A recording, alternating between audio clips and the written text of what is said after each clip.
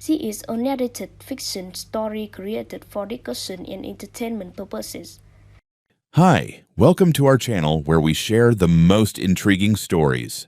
When a battle-hardened ex-military engineer builds his dream lakeside retreat, the last thing he expects is war, especially with a suburban HOA.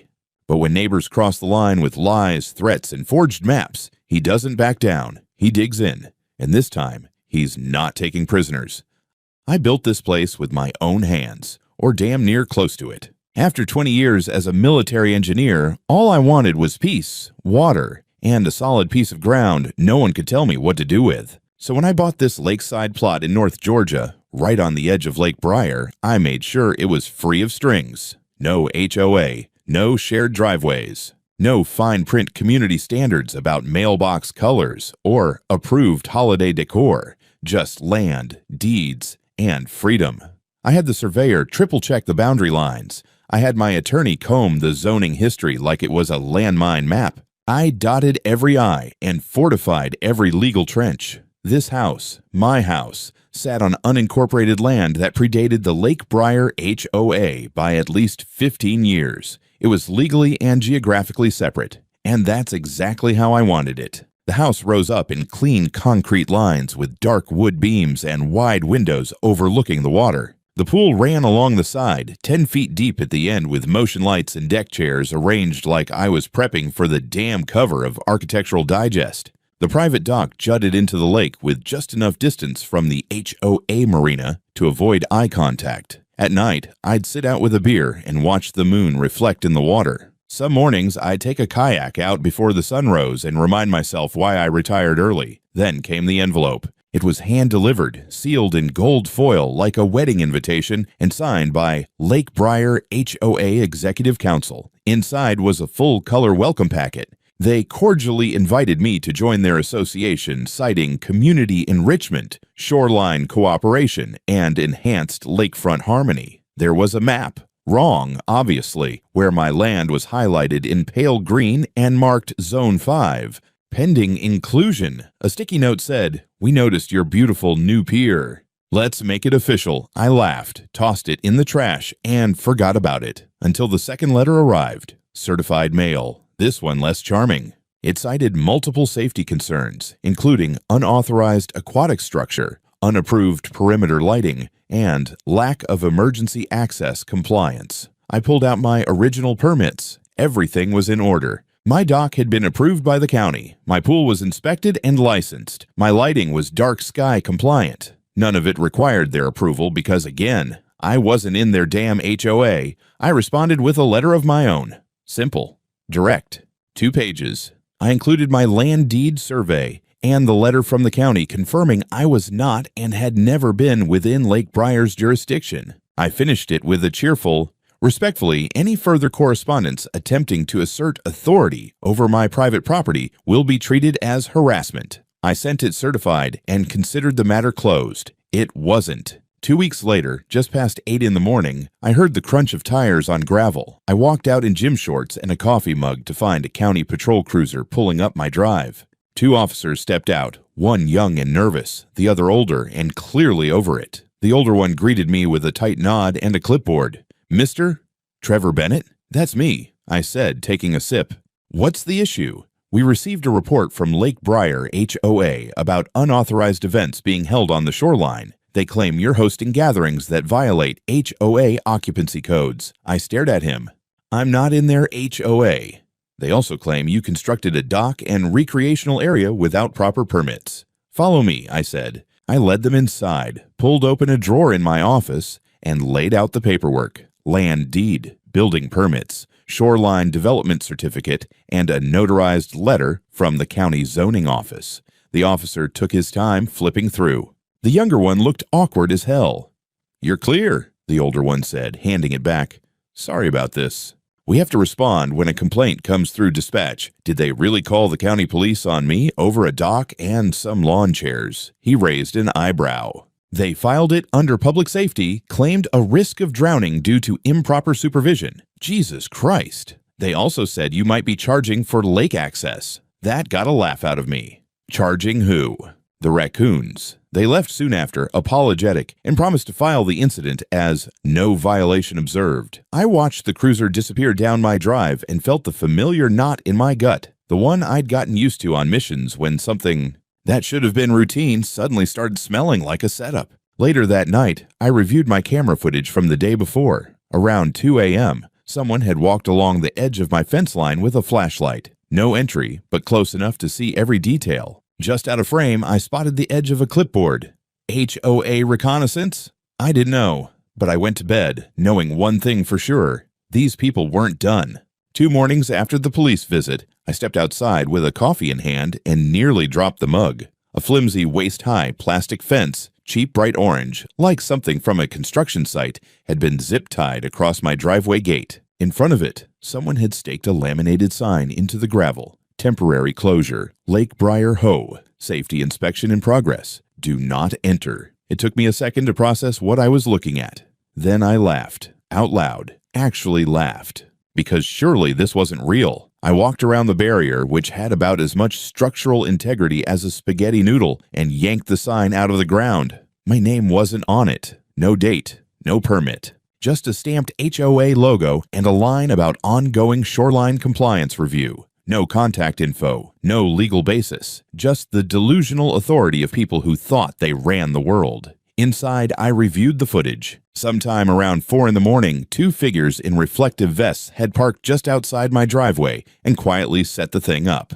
No HOA vehicle markings, no police presence. Just 2 suburban gorillas playing city inspector with zip ties and laminated warnings. I called my attorney, a battle-hardened woman named Dana, who once took down a whole condominium board over a mailbox placement dispute. I forwarded her the footage, the sign, the last letters, the police report, everything. This is an escalation, she said, and it's not just annoying anymore. It's a targeted campaign. They're trying to manufacture control. They're trying to bully you into compliance. Next step is legal posturing. That same evening, I walked the property with a flashlight and noticed the pool lights weren't kicking on. I opened the maintenance panel. The master switch had been turned off. That panel was locked. I'd installed a coded padlock after building the place. Now it was hanging open, as if someone had jimmied it and never bothered to hide the evidence. A piece of the casing was cracked near the hinge. I checked the camera feed again. Nothing. Just blackness for about 20 minutes. Someone had killed power to the recording system. That took knowledge, timing, access. The next morning, I found a second envelope taped to my mailbox. Not in it, on it. The handwriting was neat, mechanical. We urge you to comply with Lake Briar's integration process. Resistance only makes things more difficult. Access to public shoreline must be coordinated. This is your final friendly notice. Friendly my ass. Dana helped me draft a cease and desist. A full legal packet. It cited trespassing, tampering, property interference, and harassment. It included copies of my deed, permits, and previous correspondence. We addressed it directly to the Lake Briar HOA board and had it sent by certified mail. Return receipt requested. We also sent copies to the county zoning office and sheriff's department just to get it on official radar. Then I upgraded my security system. I installed a solar-powered backup battery array, thermal motion sensors, and a full-color infrared camera facing the pool and dock. I'd spent years securing forward operating bases in worse places than this. If they wanted a war of attrition, I'd build a perimeter they wouldn't forget. The next 2 days passed without incident. I got into a rhythm again. Morning coffee, light maintenance, early swims. But the calm was fake. Tense, like a ceasefire where the other side is still moving pieces into place. On the 3rd night, while grilling on the back patio, I saw a flicker across the water. Flashlight, maybe 2. They were on HOA land technically, but moving slow, keeping low. I turned off the patio lights and watched them for 15 minutes. They never crossed the property line, but they were definitely watching mine. The next morning, a different neighbor stopped by. Not HOA. Older guy named Jeff who lived up the ridge and kept mostly to himself. "I hear they've got you in their sights," he said, hands in his pockets, eyes on the dock. "Seems that way. They pulled this crap on a guy 2 years ago. Land across the cove. Built a dock. Kept to himself. They flooded him with code enforcement calls until he gave up and sold. Guess they want the shoreline." "Not this one," I said. "They're going to have to choke on it." He chuckled, nodded, and walked off.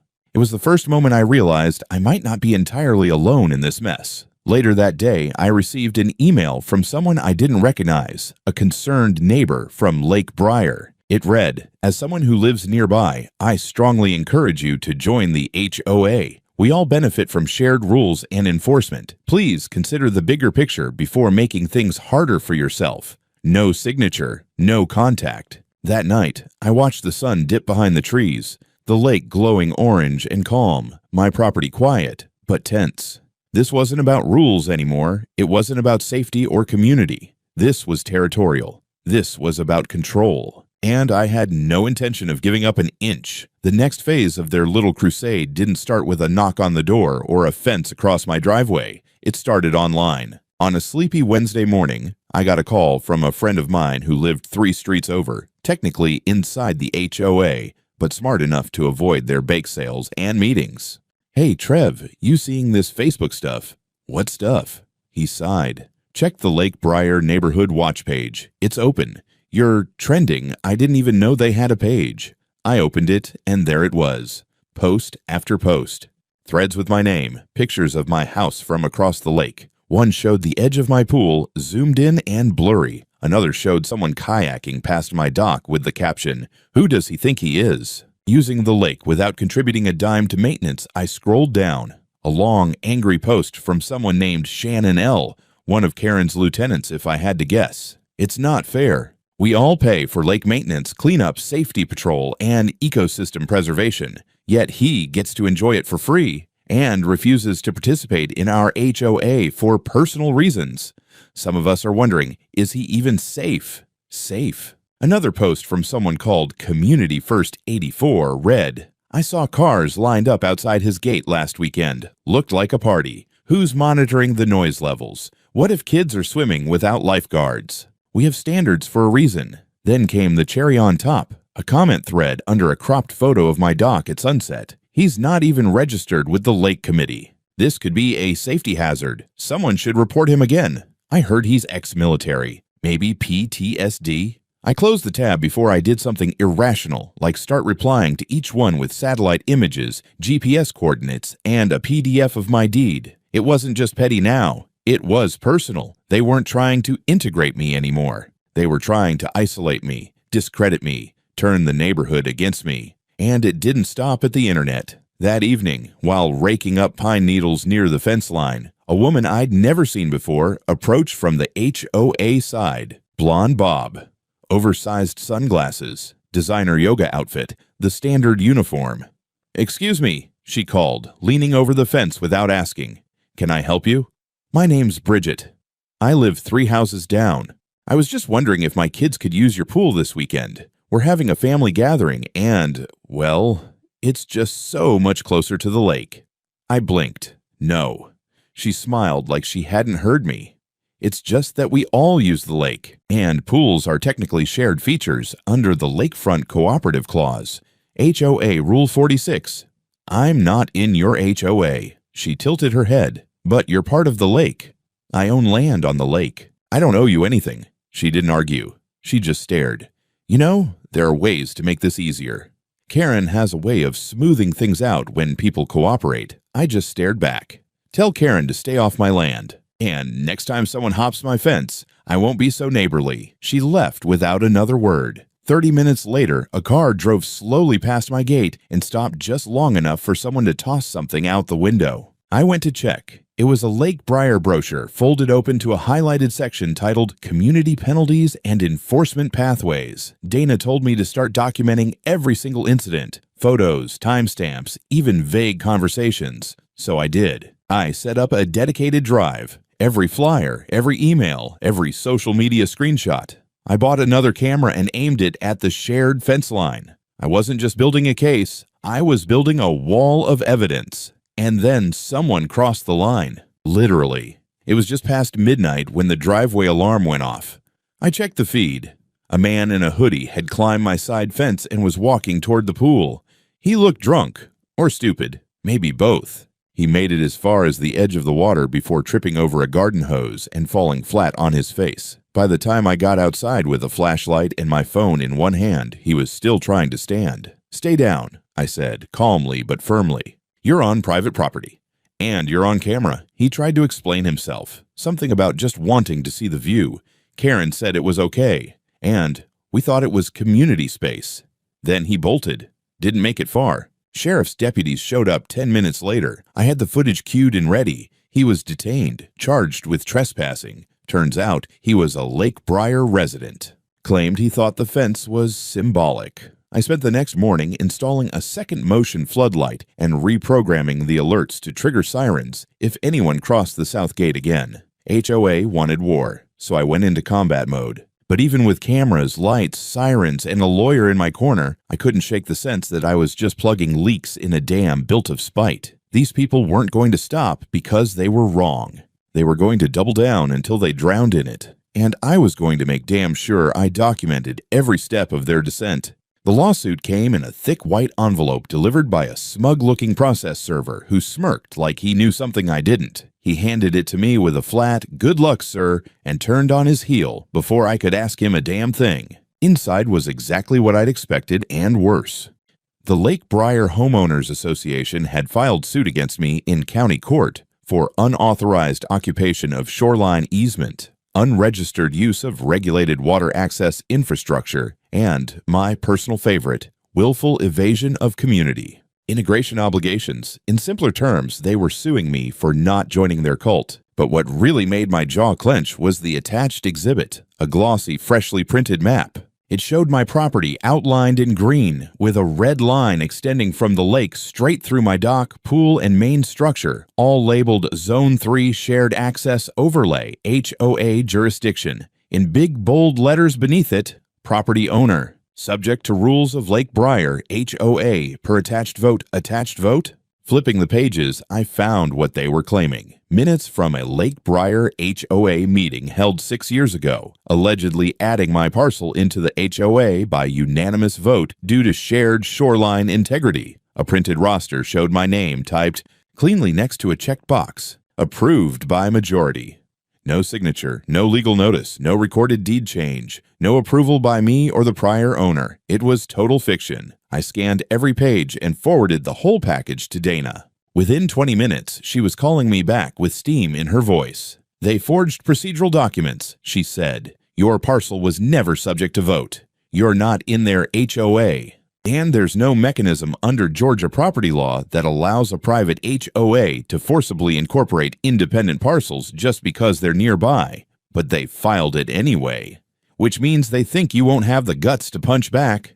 They didn't know me very well. We immediately filed a response with a motion to dismiss and a counterclaim citing harassment, attempted fraud, and civil trespass. Dana also requested an emergency injunction to block further actions by the HOA pending resolution. Then I made a call to someone who hadn't heard from me in over a year. Mason Furlong, former Army buddy, and now a licensed land surveyor and cadastral technician. He owed me a favor. I called it in. Mason arrived 2 days later with 3 drones, a reinforced GPS tablet, and a chip on his shoulder. We spent hours walking the property line, taking readings, flying thermal scans across the dock and the surrounding land. He had access to the original GIS overlays from when the subdivision was platted and my parcel was drawn into county records. According to the official boundary data, my land had been excluded from all HOA designations from day one. Then Mason found the smoking gun. Back in the archived subdivision records, kept physically at the county zoning board and scanned onto microfilm, there was a deed addendum from the original land developer, signed and notarized.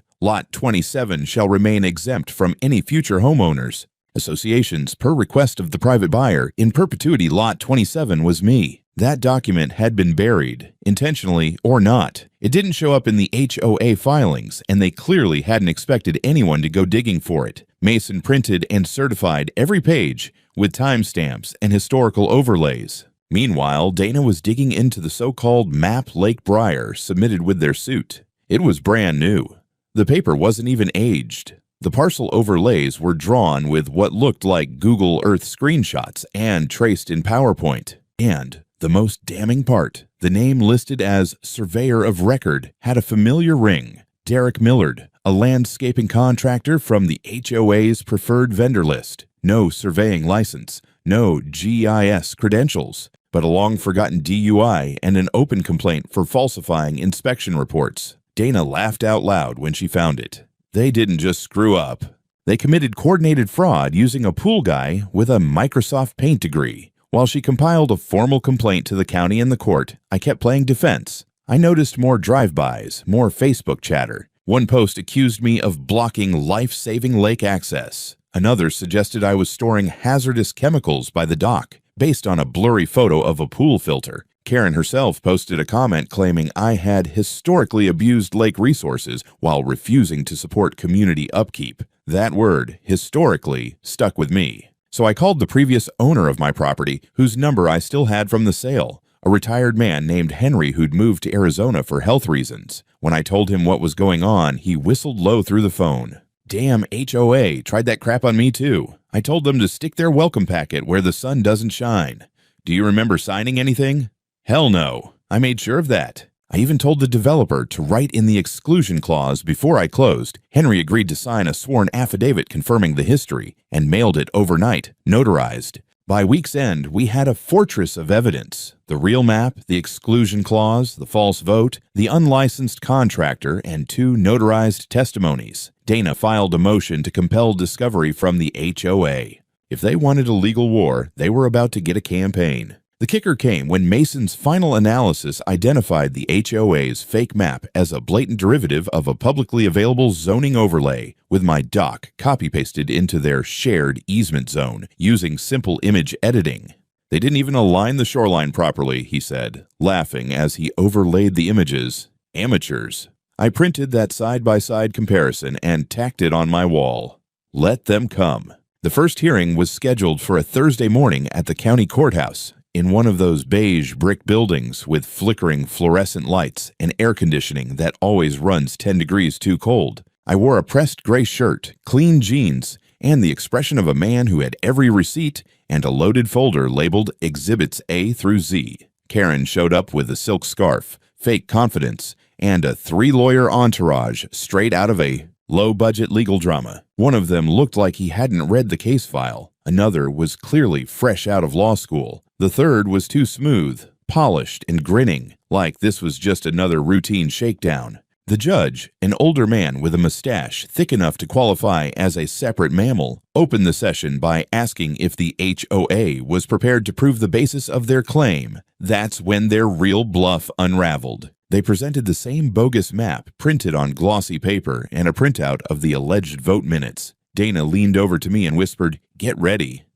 They're about to hang themselves. Karen's lead attorney stood up and began explaining how my parcel had historically been treated as part of Lake Briar's development. His phrasing was careful, so careful it barely meant anything. He kept saying community assumption and shared usage precedent. The judge asked once, then twice, then a third time if they had any filed deed changes or official incorporation documentation.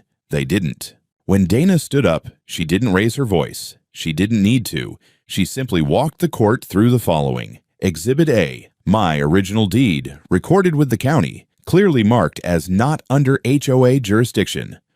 Exhibit B, the exclusion clause from the original developer stating that Lot 27, my parcel, was never to be part of any HOA in perpetuity. Exhibit C, affidavits from both the developer and previous owner confirming this status. Exhibit D, County GIS overlays and official zoning maps proving no jurisdictional overlay.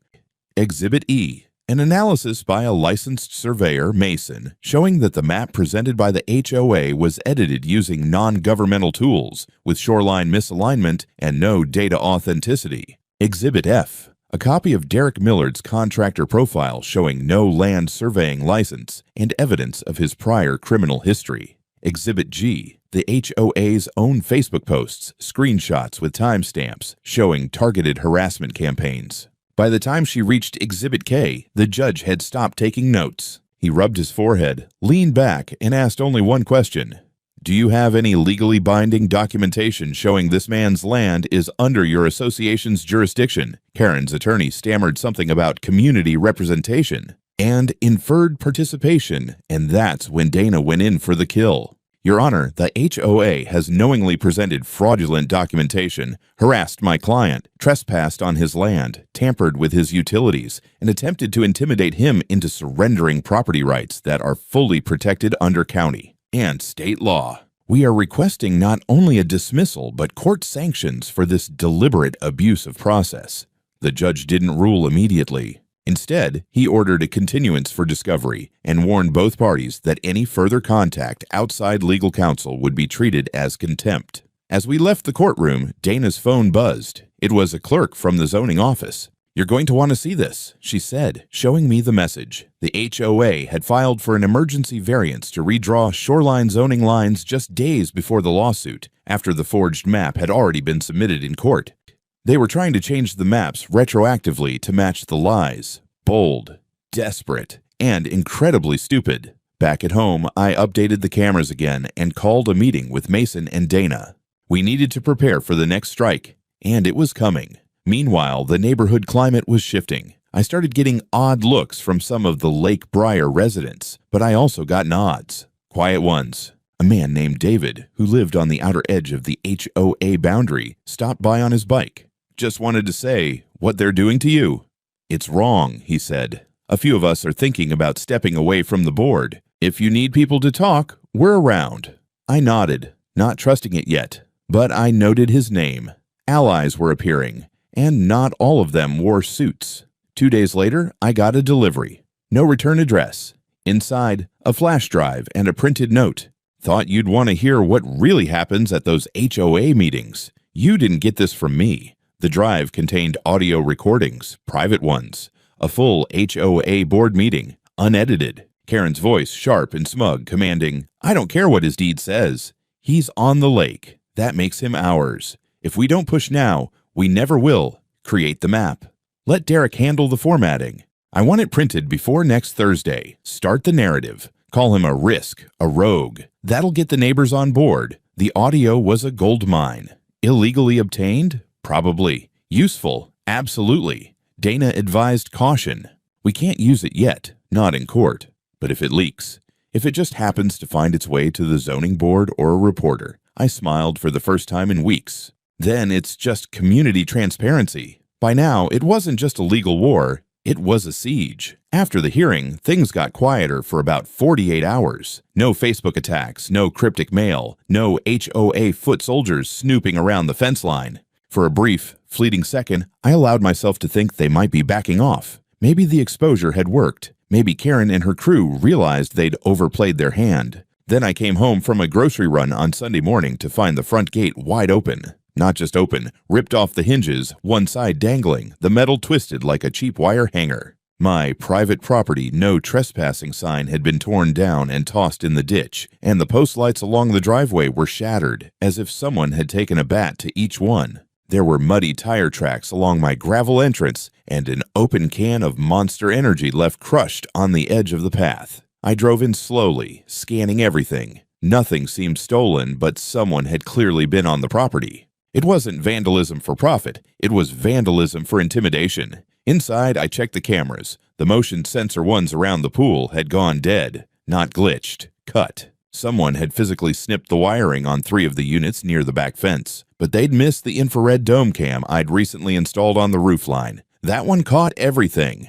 A group of 4 people, 2 men, 2 women, hooded, moving fast, using bolt cutters and a crowbar. One of them spray-painted something on my utility box before they ran. I reviewed the footage frame by frame until I caught a partial plate on the SUV they arrived in. Out of state, North Carolina. I passed it straight to Dana, who called the sheriff's office to file an official criminal report. This time, I didn't wait for an HOA response. I drove down to the Lake Briar Community Clubhouse, parked right out front, and walked in without knocking. A board meeting was in progress. The moment I opened the door, every eye in the room snapped to me like I'd kicked in a church confessional. Karen was seated at the far end, surrounded by her inner circle of loyalists. Her smile didn't even twitch. "Trevor," she said coolly, "this is a private meeting." "So is my driveway," I said, holding up my phone with the video playing. Until someone decided to turn it into a demolition derby. Someone shifted uncomfortably near the coffee machine. Karen leaned back. "If you're accusing our members of something, perhaps you should speak to the sheriff." I already did. along with my attorney, and I've filed a restraining order request against this board and all named individuals under Civil Code 16-11-39.2 for targeted harassment and property damage." Karen's smile cracked. "Barely. You've always misunderstood our intentions," she said, voice slipping into that oily HOA tone I'd heard too many times. "All we ever wanted was unity. Shared responsibility, a cohesive lakeside community. You wanted control. And now you're going to lose it." I turned and walked out, letting the silence hang in the room behind me like smoke from a slow burn. That night, Dana filed an emergency restraining order motion with attached video evidence. We also formally added the sabotage event to the harassment claim, requesting an expansion of the injunction to include criminal trespass prosecution. The local news picked up the story the next morning. "Lone homeowner battles HOA after alleged vandalism lawsuit." I didn't give them a quote, but someone leaked the footage. It hit Facebook like wildfire. What followed next was a community schism. One half of Lake Briar rallied around Karen, flag-waving, rule-hugging HOA hardliners who believed that control was order, but the other half started speaking out.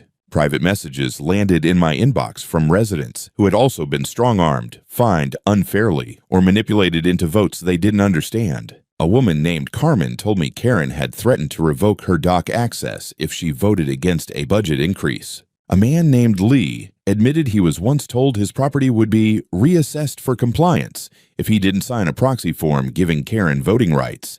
And then came the whistleblower. David, the quiet neighbor who'd stopped by earlier, sent me a Dropbox link. Inside, full board minutes for the last 2 years. Not the sanitized ones shared with residents, the real ones. Handwritten notes, recordings, even scanned receipts from HOA accounts, including one made out to Derek Millard for mapping and documentation services. Not landscaping, not tree removal, documentation. Dana reviewed everything and whistled. If even half of this is authentic, it's a RICO case waiting to happen. Meanwhile, I installed commercial-grade floodlights and rerouted the cameras through a secure cloud-based backup. I wasn't taking chances. My fence was reinforced. My dock was sealed off with locking gates, motion detectors along the trail to the water line. I turned my home into a fortress, but a legal one. Karen tried to call me once. I didn't answer. She left a voicemail, her tone almost soft.